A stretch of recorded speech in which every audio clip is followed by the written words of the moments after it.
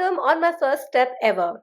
On this virtual studio, we not only go through the behind the scenes a journey of people all across the globe, people who have been successful in creating a career or a personal life that they define as success that can help you build more conviction in your own self, in your own journey, and make you believe that what you believe about yourself is and will come true. So, joining me on this journey today is someone very special, all the way from Australia. Please join me in welcoming Sharon Connolly, all the way from Australia. Hi, Sharon. Welcome on my first step ever. Hello, thank you. Yeah, well, I'm originally from the UK, but I am in Singapore and I have been in Australia for 10 years now. And Australia is definitely home, but some listeners will hear from my accent that I am actually British. Oh, that's right. You seem to have traveled a fair bit in the world, and I'm glad that we are in the same continent at this point in time to be able to have this chat. But before we begin, there's a few bits and pieces, a sneak peek about you that I would love to share with our listeners so that they get a context that what we are going to, getting into this conversation. So on this episode, my first step ever, we meet a true force in the world of organizational transformation, Sharon, with over 35 years of experience helping businesses navigate complex change.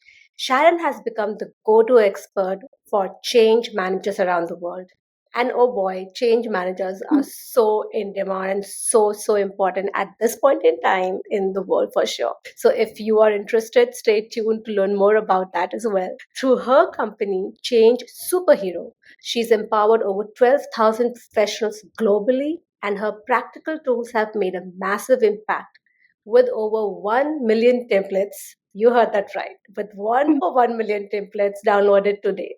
But it's not just her technical brilliance that sets her apart, it's her dedication to community, learning, and sharing. She's been honored as a Microsoft MVP not once, but 5 times. So we are quite lucky to have her over here. A rare recognition of her ongoing contribution to the change management community.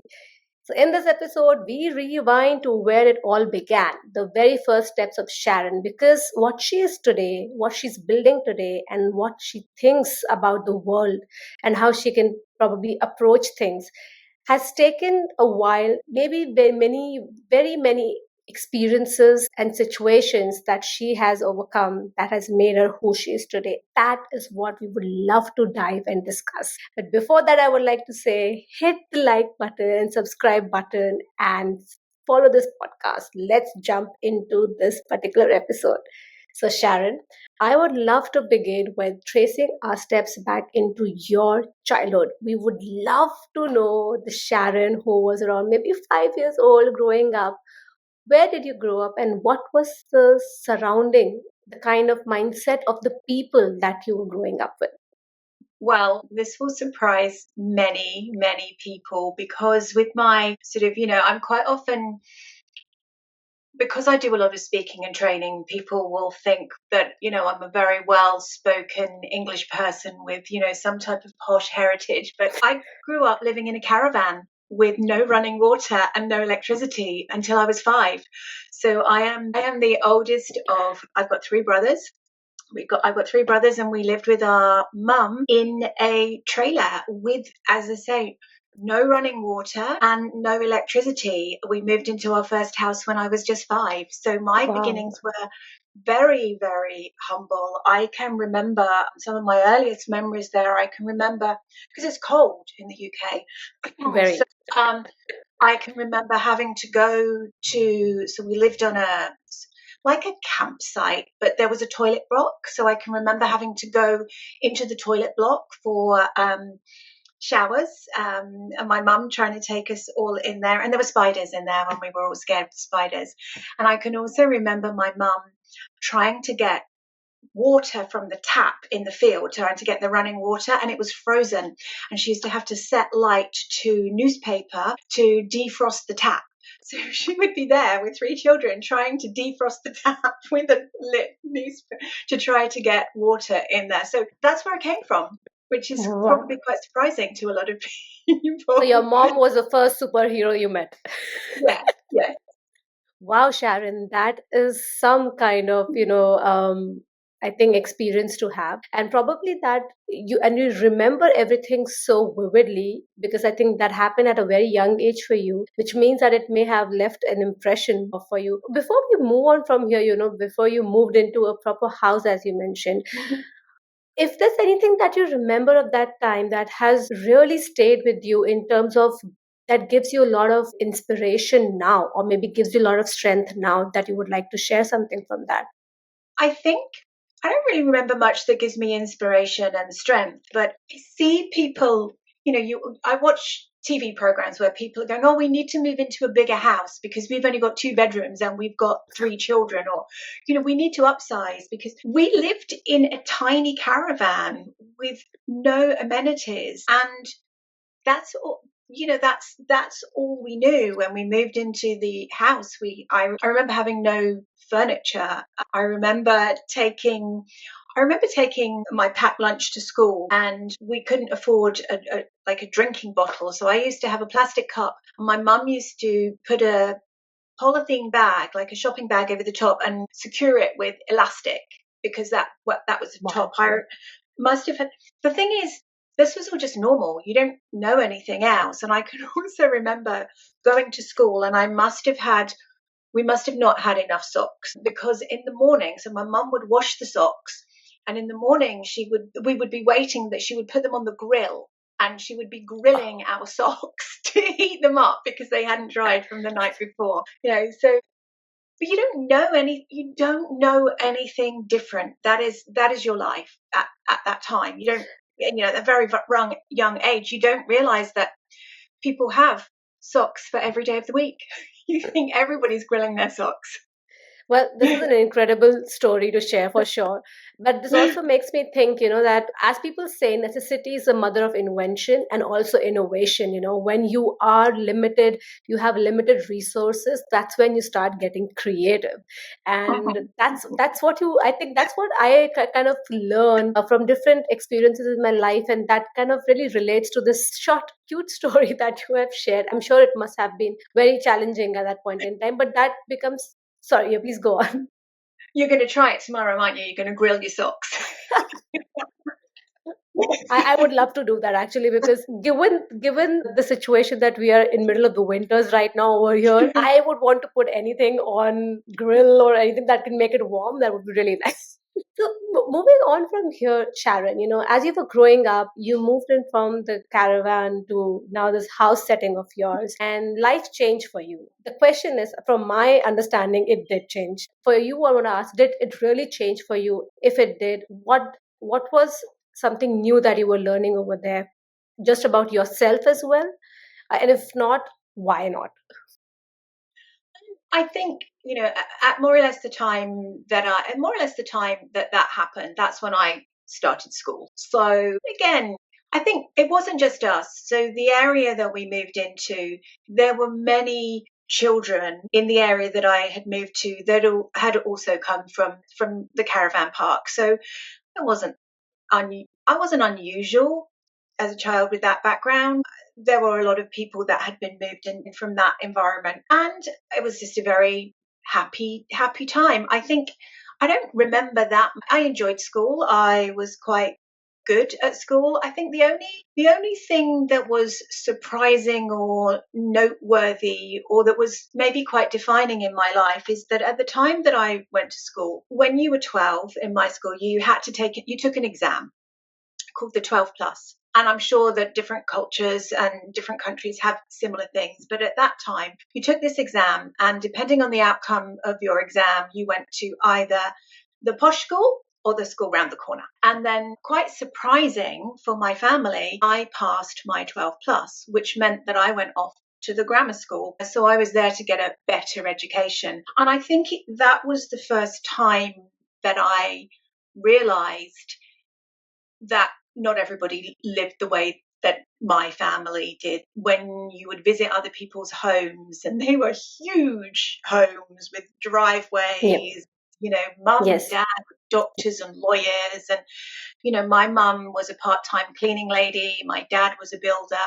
And it wasn't until I was probably that age, 13, 14, that I realized that there were different tracks that you could take in life. And I had been traveling on one, and there were, I really, it seems implausible because we had nothing like social media. We only had 3 TV channels, at that time. So see we didn't see so much of how other people lived because we just lived in our little area in our family. Yeah. And that was the first time that I realized that there was another way to live.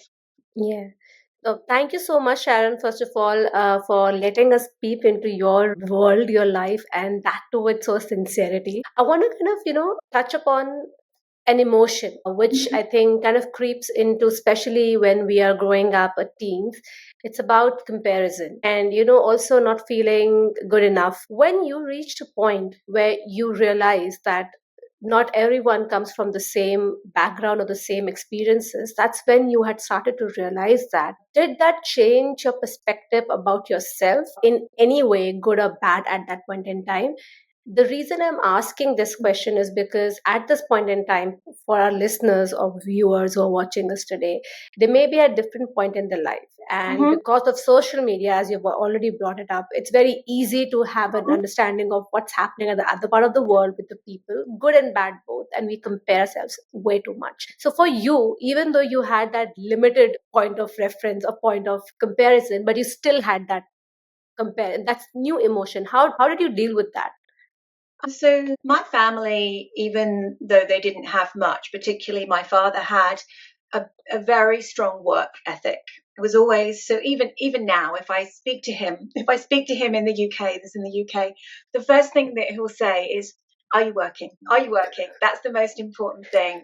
Are you working? Are you bringing in a wage? So, and for me, still, I never think I can't have that car, or I can't go on that holiday, or I can't upgrade my computer, or whatever it is. My mind works in, what work do I have to do to allow me to get that? Now, at times, throughout the times that I started work when I was 13, working in a grocery store, in a fruit and vegetable shop, so serving potatoes, apples, but tomatoes. And I used to work every single hour that I could, because for me, if I wanted stuff, I just needed to work really hard for it. And then as soon as I was able to, as well as my job in the grocery store, I also had a waitressing job. I used to work waiting tables in a sort of steak restaurant, and at one time I also had a cleaning job. So I would work in an office as an admin person. I would leave the office, I would go and do a cleaning job. And then when I finished my cleaning job, I would go and do a waitressing job. If I could, I would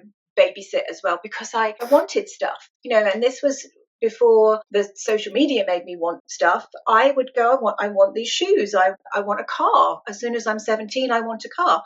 So I worked and I paid cash for my car when I was 17. I wanted to go on holiday with my friends. So unlike my children now, who get a lot provided from them, every single thing that I had, I worked for. And what I did as I got older and I had businesses and side hustles, I was always looking for that extra little thing that you could do. I used to be an aerobics instructor, so I would teach aerobics, but I would see everybody there and I would think, well, they're all here, they're all working out. Perhaps they want to buy some kit as well. So I would have a little rack of Amazing. clothes that I would make a few extra pounds on the side, as I was teaching them aerobics.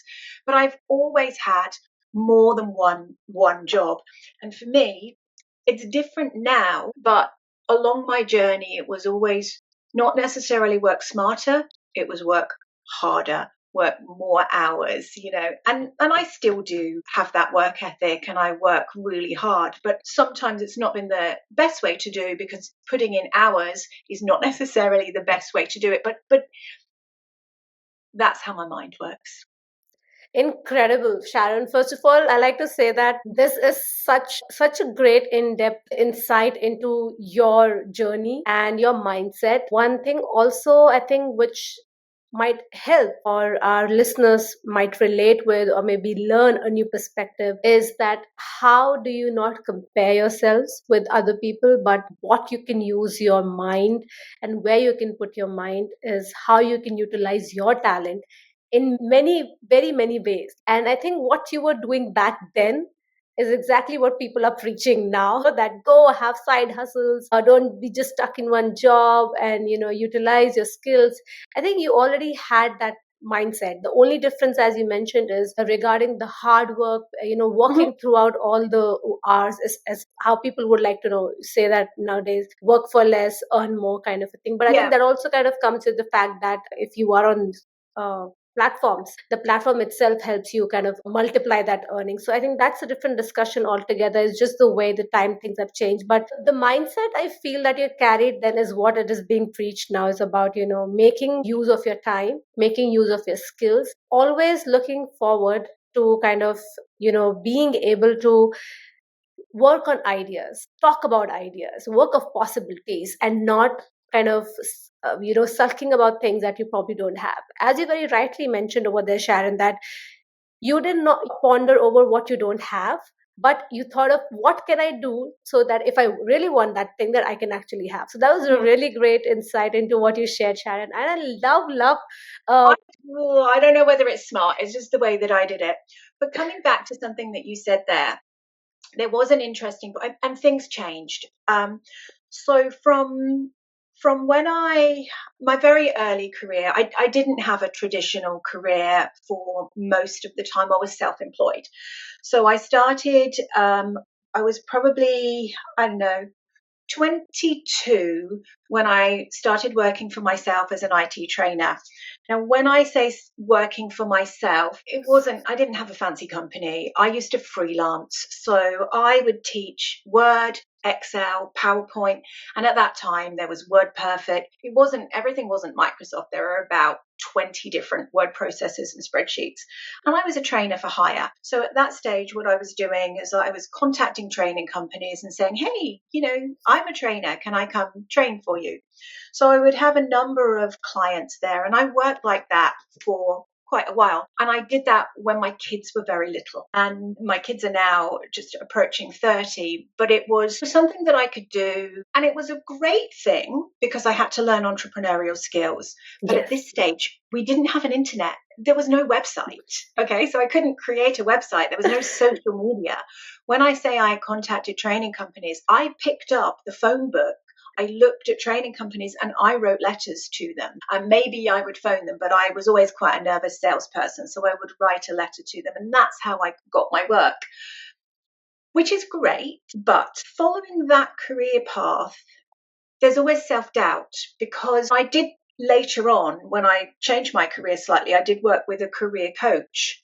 And one of the things that we said was that when you work for yourself in a very isolated way, and an IT trainer is a very isolating, any type of training, even though you're surrounded by people, it's actually quite an isolating career because you rock up interesting. and you've got 10 people to train.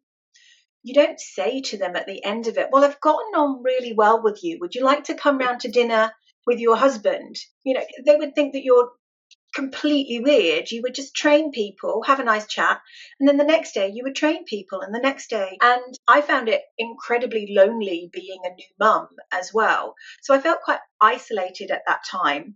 But something that I later discussed with a coach was that when you work for yourself in that isolated, nobody says to you, my God, Sharon, you did a great job. You're employee of the month. Let's give you a certificate. Let's True. give you a cinema voucher. So you never get that validation that I would have got if I was exceeding and beating my KPIs as an employee. So I probably spent 17 years not knowing that I was doing a good job. Always trying to do better, look for ways to innovate, look for ways to just stay employed without actually hearing, you're really good at this. And through I did various other things through training. I moved away. This will be very interesting to some people. After about 15 years of teaching Excel, I'm like, Wow. yeah, I'm done with spreadsheets. I do still love a spreadsheet, but I was done with them for a little while, and I thought, what am I going to do? And I dabbled around with different things, and I retrained to be an image consultant. So I took people shopping, reset. I was originally just doing this because I was a bit bored and wanted to Hmm. do something else on the side. But I ended up having a very successful personal styling company for about 12 Wow. years. And at that stage, that is when the internet was there. So I had to create a website, and that's when social media started to come out. And because I had an IT background, I was pretty good at that. So I began in the UK to be a sought after image consultant, and at that time I moved into an office. We had two little rooms in a studio. I had an assistant, so I was getting somewhere, but this was leveraging my IT skills in another business, which is interesting because that's what I do Hmm. today in the corporate environment. But that's really where I started to understand a little bit more about I could do stuff that other people couldn't. So I could Hmm. create a website, or I understood how to, and all of it self-taught, whether it was, creating the drip feed marketing campaigns, whether it was doing funnels into, getting people to the bottom of your funnel Hmm. to buy packages, all of that stuff. I taught Everything. myself trial and error, including wasting a lot of money on various advertising and, people who guarantee to get you to the top of Google, and all many mistakes, many learnings. But it's that bit that I talk about there where I was becoming a sought after image consultant. I started to get a couple of TV appearances to go, and if, at the time, I think it was Tony Blair at the time was the UK Prime Minister. If he wore a red tie, they would have Hmm. somebody coming on and saying, "So, what does the choice of the red tie say about?" The Prime Minister, and I would be on the news talking about his choice of Ah, red lovely. tie. That was just starting. And then my then husband, we moved to Singapore. So my business was just doing really well. And then he got a job opportunity. So I gave it all up and moved to Singapore, and almost started from nothing again. Wow, Sharon, that was a really intriguing, interesting journey. I think from beginning from the age of 22, as you mentioned, being a self-employed, being an IT trainer, kind of plunging into being a self-employed back then when, I think around that point in time, if I'm not wrong, employment, doing a job used to be more like a thing like the people study and then they get a good job for safety and security. You chose to kind of directly dive into self-employment, and as you very rightly said that you are kind of in a position of interacting with so many people, but yet you're working just by yourself. And it was very disheartening to hear when you said that. Just imagine for about 15 years you work so hard and that no one tells you, even you don't know about your own self, that hey, you're doing really well when you are doing actually very well. There's no one to encourage you and tell you that. And of course we are there for our own selves to tell ourselves that, but at some point in time you may need your loved ones or people who you're working with to come and give that pat on your back. And from there on, as you mentioned, that you had those skills which people were looking for, in demand at that point in time, and how you really jumped on to in the way of utilizing those skills to kind of get out there, help people who need it, and also build your own empire that you were building for yourself. And then being an image consultant, okay, being on TV, this is amazing, being in UK and creating all that up for you. I want to ask one question in this entire, because that's a lot, this many years that we have traveled in this particular thing. First of all, I think even before I ask, I like to say that I want to say that we're just halfway through your journey, but maybe more than halfway through your journey, but you're very inspirational. Given the fact that, I can see when you said that you keep thinking how you can make things work, what you can do about, this particular skill, or how you can do more that makes more sense, it's meaningful. So that is obviously very, very evident in your in your story so far. How did you feel in the sense in those couple of years, initial years in your experience being a self-employed? If you can take us through some dull moments, because there are many dull moments for us, and sometimes we just get crushed under that. If there was a dull moment like that at the very beginning, how did you still hold your fort at that point in time? Well, I think I'll come to a very dull moment, and then I'll reflect back on the initial dull moment. So Um, I was successful as the image consultant, and then I moved to Singapore. And at this time, I had been with my husband. I think we had been married for 17 years, or maybe we'd been together for 17 years. And I moved everything and my children over to Singapore. And then my marriage broke down. And I was in Singapore. And because I was there with my husband's visa, I was homeless, jobless, and penniless. So even though I had been very successful, I found myself aged 42 with absolutely nothing. With no money, I had no visa and ability to work. And I remember just thinking, how did this happen to me? Because a year ago, I was starting to be on TV, and now I'm lying on the floor in an apartment with no furniture and plenty of cockroaches, and I have no idea what I'm going to do. And I'm probably going to have to go back and live with my mum. What do you do? What do you do? What do you do? So And tough.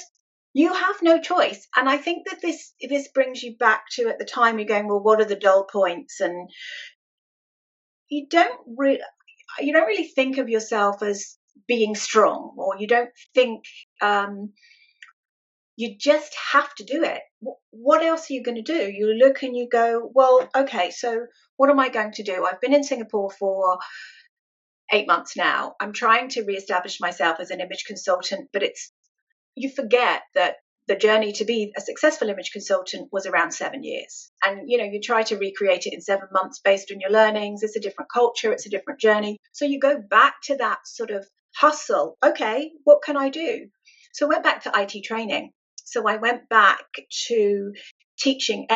I went back to doing anything that I could, anything that I could. I knew that I could present. I knew that I could speak. I ended up being a keynote speaker. But the main thing is, I just said yes to everything. If somebody said, Sharon, do you do customer service training? I would go, absolutely. Yes, I do.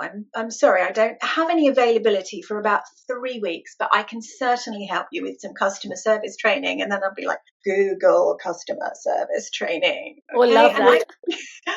would just I was lucky that I was in Singapore, and being a Western trainer, bringing Western skills in, you were slightly revered. I don't think you are anymore, but I was able, and I had a community to help you as well.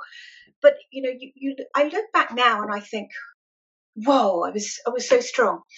I wasn't being strong. I was just surviving. I was just doing what I could to pay my rent. I was just trying to make ends meet, and keep my head above water, which is what I did.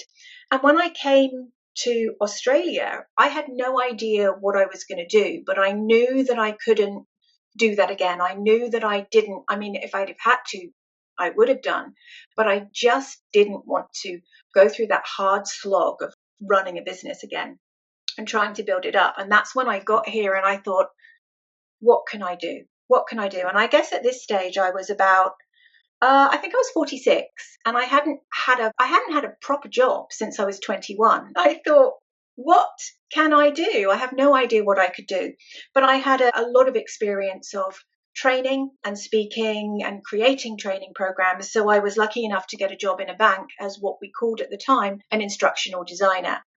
But this now links into something that you mentioned earlier. When I tried to get that job, it wasn't that easy, because people, I could do a bit of this, I knew a bit of social media, I knew a bit of marketing, I knew a bit of all of these different things. And at that stage, it wasn't that well thought about to have this really rounded skill set. I would say that, I was a hustler and I did lots of different things. People still wanted people who had they wanted to look at your CV and see that you'd worked in a bank for 5 years and then you'd gone to an insurance company. They wanted to see that. And I found it difficult where I had hustled and done different things. Yeah. That's now sought after. And as I started in my corporate life, and I was able to apply the skills, as a change manager. A change manager is a little bit like starting a new company inside your company. So you're a little bit like being an entrepreneur every time you start a new project, and you have to get the backers. You pretty much have to get forms of funding. You have to advertise, you have to market. And of course, that was me. That's what I had been doing, hustling and running my own business. So it was never marketed in that way. But change management is exactly like running your own business inside a company there. And that's where I finally thought, do you know what? I've got some skills that other people don't have because of the ducking and diving and, and hustling that I've done. I think I'll take a minute. That's that we've just, everyone who's listening, watching, we've been through a really big emotional roller coaster right now. And sometimes I feel when you were mentioning about making a decision that felt so right at that moment, but it did come with a price at a cost of leaving really amazing things behind, but you did it for the people whom you really wanted to kind of for a family. And sometimes things just don't work out the way you want, and then you kind of doubt yourself, like, did I made the wrong decision? And then what happens that you tell yourself that I make wrong decisions. And then that's what you keep telling yourself. So this I'm saying from my own experience. I don't know. I mean, you seem to be a very, very strong headed kind of a person who knows what's right, what's wrong. And obviously you feel when you go into the emotion, but you also know how to kind of snap out of it. You also know how to keep moving ahead.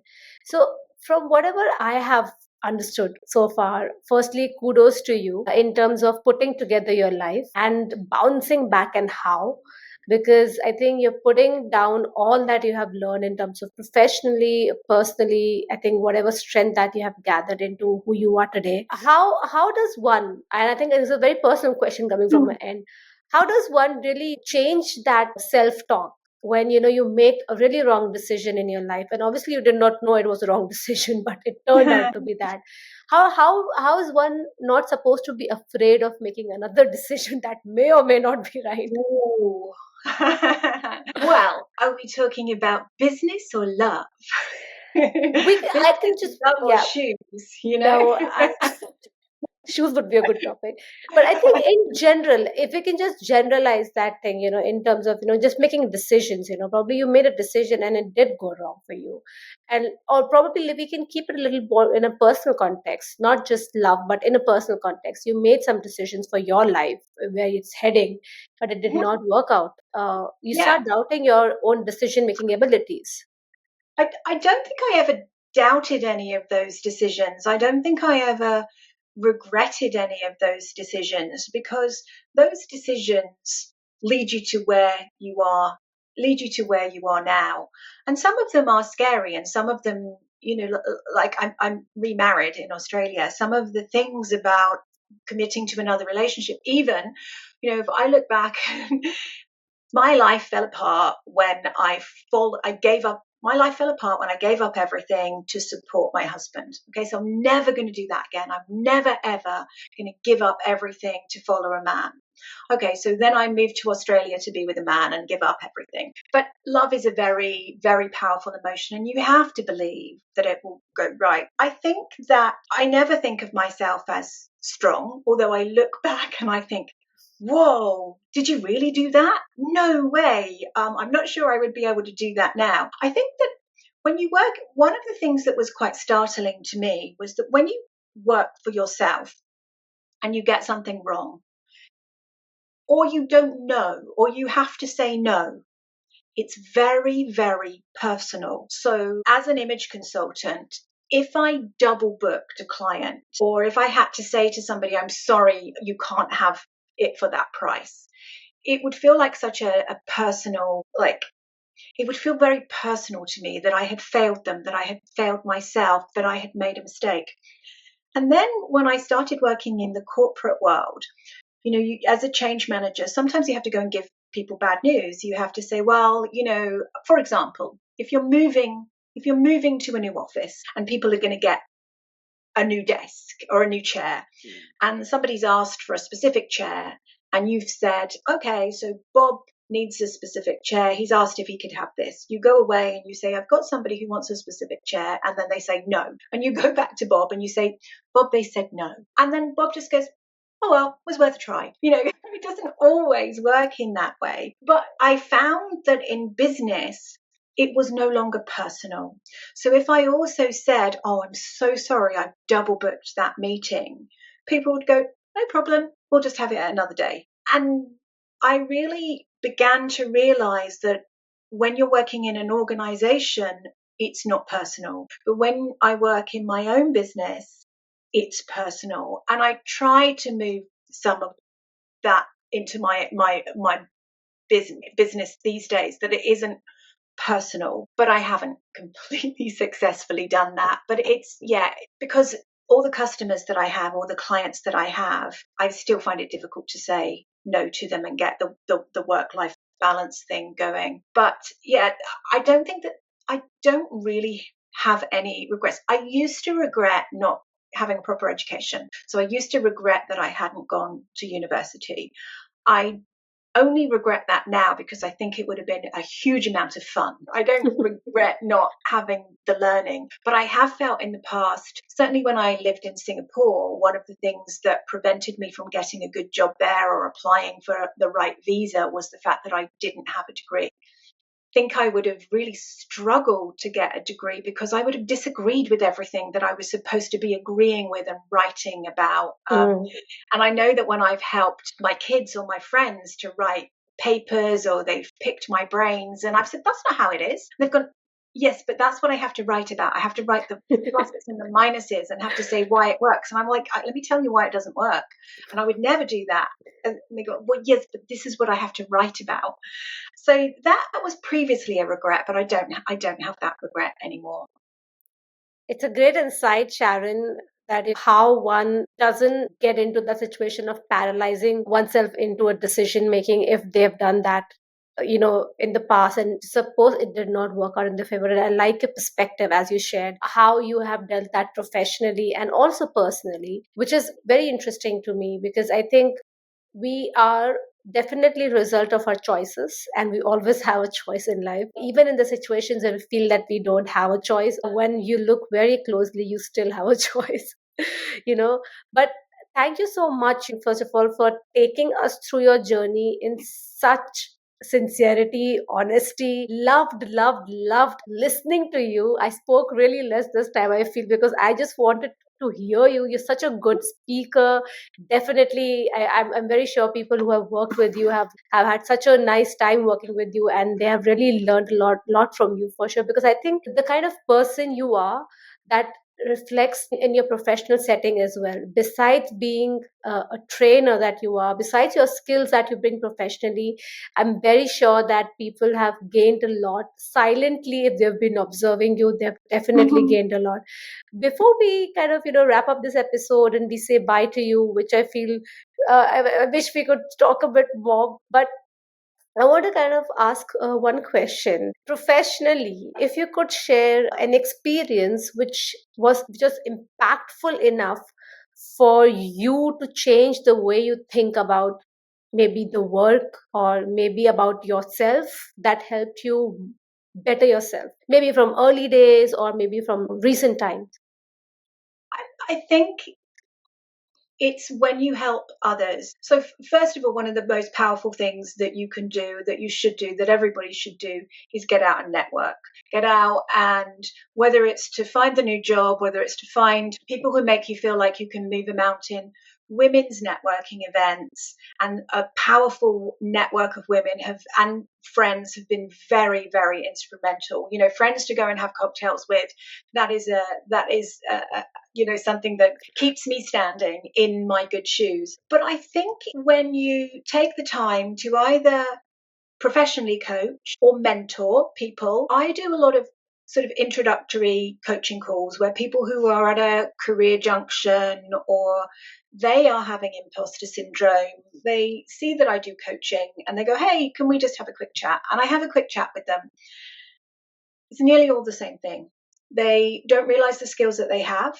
So when you ask them about things and you just dig a little deeper and you peel back the layers of the onion, what many of them do, particularly women, and particularly in my field, is that they underestimate the skills that they have.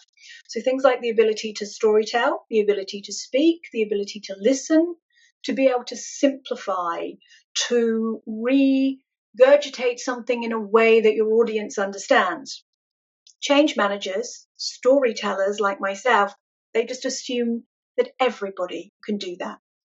And these are skills. It's a little bit like when I was an image consultant. Before I decided to do that, I just thought that everybody loved to shop and everybody could dress themselves. I didn't realize that that was a skill. So when you coach or mentor or you spend time trying to uplift other people, you realize that there are these brilliant people who underestimate themselves. And then you reflect a little bit back and you think, I've just really helped that person by having this deep insight. And every time you help somebody, you learn a little bit more about the skills that you have. Every time you problem solve for somebody else, and sometimes when we're traveling, my husband, who's super, super smart, he'll listen to me on coaching somebody because I'll be, doing this in a hotel room or something. And Love he'll it. say, you do actually know what you're talking about, don't you? You do actually know what, because he's got loads of degrees and we have a little bit of a funny,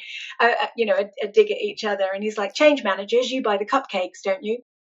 Anyway, and he'll say, I listened to you there and you gave that person some really good advice. And I think that you learn most, and I would urge anybody, whether it's without thinking about doing it formally, is when you spend the time to help others, you understand what problems need solving. Okay, so if you have a business or if you're thinking of a business or a side hustle, if you listen to where people's problems are, you can target your business or your career to be a problem solver. And if you solve problems, people will want to follow you, employ you, pay you, invite you to parties, whatever it is. It's most important to understand the problems that people are having, to ponder those and to think about, how do I help it? How do I help them? When I talk about networking, I have spent an awful lot of time, and my business Change Superhero started just me giving stuff to people. And my MVP is a community award. Give stuff to people, help people, expecting nothing in return. Expect absolutely nothing in return, and it always comes back. It always comes back. If it might be an unexpected award, it might be an opportunity that you get that you have no idea how they found you. But two things, listen to people's problems and think about how you would solve them, because then that puts you in a better position. It helps that person. And give generously without a thought of what you will get back. Wow, just love that. I love how you have, taken us through the very fact that when you empower someone, it comes back to you many folds. Yeah. Yeah, Yeah. definitely, Sharon. Thank you so much. And I really like the cute banter between you and your husband. That's really sweet. Well, I mean, just to sum up, I started telling you that I lived in a trailer park with no running water, and this lady quite often gets on a plane these days and goes and sits in the posh seats with champagne and pays for. I never ever thought that would be my life. And also with the giving stuff away, I never thought that would make me richer in followers and the warmth of people, and a bit of money as well, because I quite like shoes and champagnes. We've definitely come to know that Sharon likes shoes and champagne for sure. So thank you so much, Sharon, for giving your time today, which is I believe that's obviously the most valuable thing a person can give. And more than that, sharing your life stories, very real and authentic, and just being so real over here, honest, and not holding anything back, which is so important for people who are listening to us because they are at different phases in their life. And that's what we want them to know, that it's your own journey. You may have the best of the ups in your life right now, or you may be living the extreme down in your life right now. But as you hear from Sharon's own story, that if you keep moving on and keep doing what really feels right to you at that moment, that is when your journey is going to kind of, you're going to pump some life into your journey and have conviction in your own journey. And I know if you have stayed with us so far, you have absolutely loved hearing Sharon and what she has to share. So I'm going to leave a link below about Sharon and what she does. If you're interested, definitely get in touch with her. I'm sure some of you would definitely love to at least have a coffee conversation with her because she's really amazing as a person as well. Thank you. It's a pleasure. It's my pleasure for sure. And before we wrap up today, this is the last question that I ask, and our listeners really, really like this one is, please leave our listeners with a quote or a saying that you really resonate with. Women are like tea bags. You can't tell how strong they are until you put them in hot water. Oh, love that one. And that's actually a first. I've never really heard that. Is that your own? I think it's Eleanor Roosevelt, I think. Okay. It's a good one. I think it's a good one. It's a very good one. I love that. Yeah. So thank you so much, Sharon, for being on my first step ever. I've really loved this conversation with you, and I'm so glad I met a human like you who has shown us through her own real story, her own journey, that it is possible to, create a life of your own choice with all the ups and with all the downs that you face, because that's what life is all about.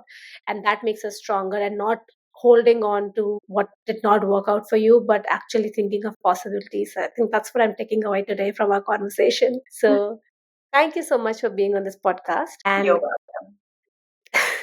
and to all the listeners out there, I like to say that start believing in yourself and keep believing in yourself. See you until next time. Please do give ratings and please do write your comments. And you can directly reach out to me on my first step ever _IN. That's my Instagram handle. A little about myself. I have always loved performing on stage, acting, speaking, and just emoting myself. So I use these mediums different ways so that I can connect with people, help them, empower them, infotain them, which is to inform them and entertain them. If you would like to collaborate for any opportunities, more than welcome to connect with me on my Instagram handle. Thank you.